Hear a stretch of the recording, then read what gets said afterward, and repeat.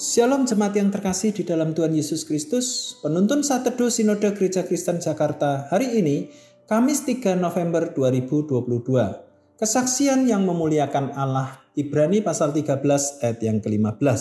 Sebab itu marilah kita oleh Dia senantiasa mempersembahkan korban syukur kepada Allah, yaitu ucapan bibir yang memuliakan namanya. Di sebuah kerajaan di Persia, hiduplah seorang perdana menteri yang selalu berkata puji Tuhan. Dalam segala situasi, dia selalu bersyukur. Raja tertarik dan memilih dia menjadi pemimpin atas menteri-menterinya karena sikapnya yang rendah hati dan takut akan Tuhan. Suatu saat ketika sang raja sedang asik menikmati keindahan taman istana, tangannya terluka oleh duri bunga mawar yang tajam.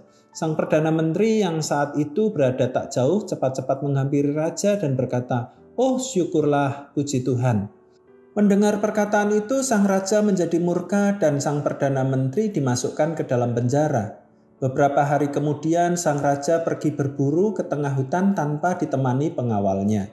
Dan celakanya ia ditangkap oleh suku primitif dan akan dijadikan korban persembahan bagi dewa mereka. Namun sebelum dibakar, kepala suku memeriksa dengan teliti korbannya tersebut, mulai dari rambut sampai ujung kaki. Ketika didapati jari raja yang terluka, maka ia dilepaskan karena dianggap cacat dan tidak layak untuk dijadikan korban. Bersyukurlah hati raja pada saat itu dan ia berkata, "Puji Tuhan."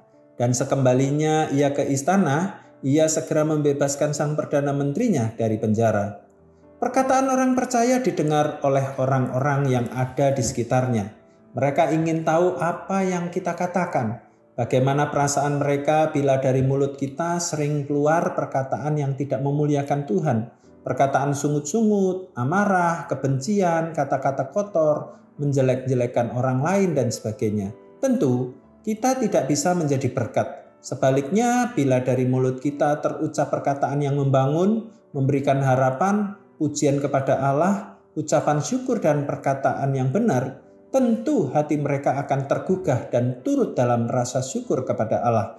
Bahkan bukan tidak mungkin mereka akan tertarik untuk mengenal Kristus yang telah membuat kita untuk selalu bersyukur.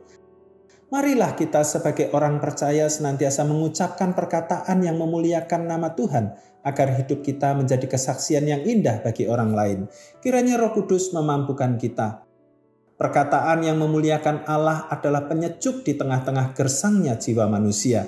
Selamat beraktivitas, tetap semangat, Tuhan Yesus memberkati.